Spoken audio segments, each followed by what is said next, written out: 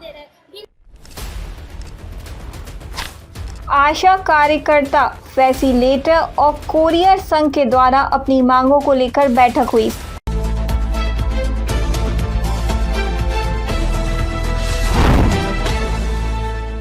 संगठन की मजबूती और राज्य कर्मी का दर्जा सहित वेतनमान को लेकर करेंगे प्रदर्शन। बिहार आशा संघ, फैसिलिटेटर संघ और कोरियर संघ के द्वारा सभी को सरकारी कर्मी का दर्जा, समान काम, वेतन सहित संगठन की मजबूती को लेकर तेघड़ा अनुमंडल अस्पताल में बैठक की गई। बैठक की अध्यक्षता रविंद्र कुमार ने की। कार्यक्रम में मुख्य अतिथि संघ के राज्य महासचिव कौशलेंद्र कुमार वर्मा थे। कार्यक्रम को संबोधित करते हुए राज्य महासचिव ने कहा, बिहार राज्य आशा संघ, बिहार राज्य कोरियर संघ, आशा फैसिलिटेटर संघ और ममता संघ की मुख्य मांगे हैं। सभी को सरकारी कर्मी का दर्जा, समान काम, समान वेतन हम लोगों को मिलना चाहिए। बिहार सरकार के द्वारा स्वास्थ्य विभाग के अंतर्गत चलने वाले सभी कार्यक्रम अपने खून पसीने से मेहनत कर सभी योजनाओं को जमीन पर लाने और सभी लाभुकों को लाभ मिले, इसके लिए तत्पर रहते हैं। बिहार सरकार के द्वारा चलने वाले गर्भवती महिलाओं और बच्चों को मिलने वाले सभी लाभों को अंतिम रूप से देने का कार्य जब हम जैसे कार्यकर्ताओं से काम लिया जाता है तो हम लोगों को वाजिब मजदूरी भी मिलनी चाहिए। सेवानिवृत्त होने के वक्त सभी कार्यकर्ताओं को एक निश्चित राशि का भी भुगतान किया जाए ताकि उस राशि से हम लोगों की जीविका चल सके। सरकार अभी तक हम लोगों को सिर्फ ठगने का कार्य कर रही है। आश्वासन के सिवा कुछ नहीं मिला है। आशा फैसिलिटेटर रीना शुक्ला ने कहा, हम लोग अपनी संगठन की मजबूती के लिए यहाँ एकत्रित हुए हैं। आगामी माह में अपनी विभिन्न मांगों को लेकर कार्यकर्ताओं के द्वारा चरणबद्ध आंदोलन किया जाएगा।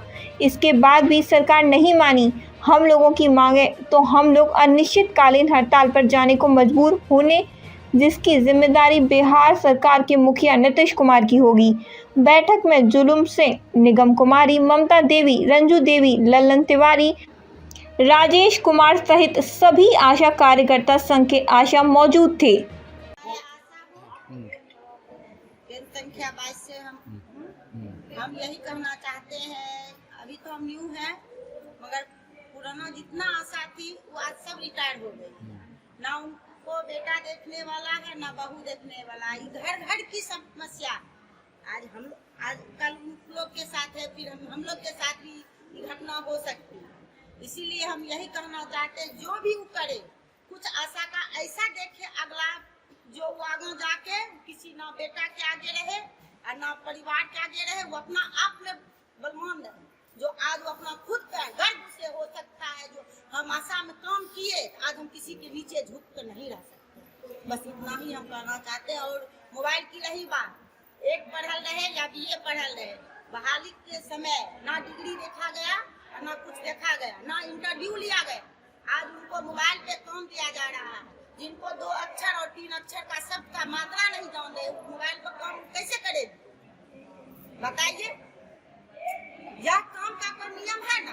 जिसके पास मात्रा का ज्ञान नहीं है, पूरा फैमिली का 1400 आबादी, 1300 आबादी का पूरा का नाम हिंदी में लिखना है, इंग्लिश में लिखना है, वो कैसे लिख सकती है?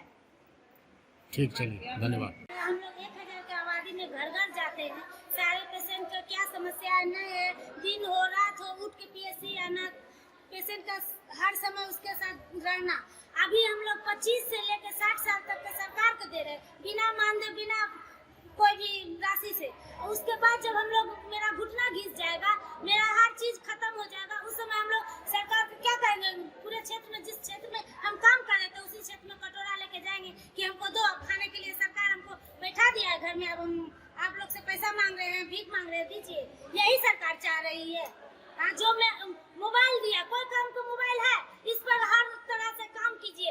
हम लोग 8वां पास, क्यों 8वां पास के लिए? तब ये लेते हैं हम लोग बीए को, जो मोबाइल पर जो काम करती, उसमें भी काम नहीं करता है, सारा काम आँख खत्म हो गया हम लोग का। क्या सरकार तो हम लोग का सब चीज ले रहा है, कितनी बचल है, 8 बचल है, वो भी ले ले। स्वास्थ्य विभाग में है, ये है, सारा चीज ले ले, हम लोग को आशा को मार दे, वो भी नहीं देना पड़ेगा। हम लोग को परिवार के लिए क्यों सोच रहा है सरकार? हम लोग के लिए सोचबे नहीं कर रहा। मरने के बाद 4 लाख दे कि 8 लाख दे, हम लोग की वहाँ ऊपर से आएंगे 4 लाख खाने के लिए। जीवित है तभी 4 रुपया नहीं दे रहा है, अब मरने के बाद 4 लाख देगा सरकार। कहाँ है सरकार? की कर रहा है? हम लोग के लिए कुछ नहीं सोच रहा है सरकार। हम लोग जो भी काम करते हैं हम लोग को मानते हैं नहीं, और हम लोग को मतलब जितना काम कराते हैं ये लोग, हम लोग का जब बहाली हुआ था 8वां पास बहाली हुआ था, अभी आप बोलते हैं सरकार बोल रही है कि आयुष्मान कार्ड भी आशा बनाए। अगर आशा नहीं बना सकती तो उसकी फैमिली में कहीं उनके पति हैं, उनके बच्चे हैं, तो सर आशा को आप पेमेंट भी नहीं दीजिएगा और आशा कहिएगा कि पूरा फैमिली आप जो है आशा वर्क में भिड़ जाएगी।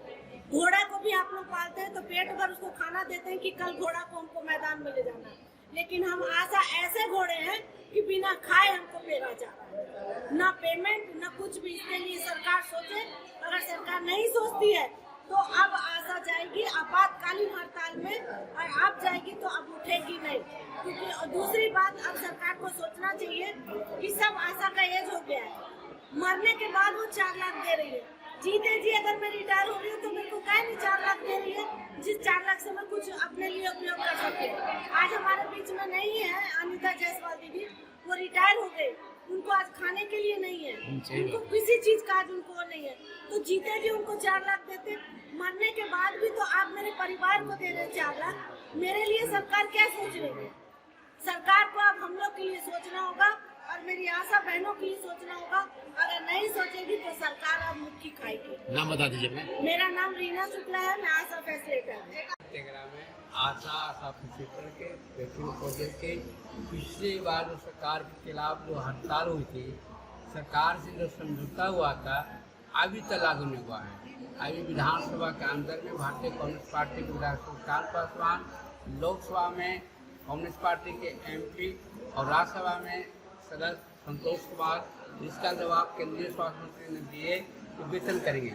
इसके बाद मनोधिकार आयोग का चेयरमैन सुब्रमण्यम जाए, उसने बोले कि आशा जितना मेहनत करती है उसका न्याय संगत वेतन नहीं मिलता है, फटकार मोदी को लगा है और कहा कि आशा को सरकारी कीजिए, फैसिलिटेटर को कीजिए, भविष्य निधि कीजिए, पेंशन कीजिए।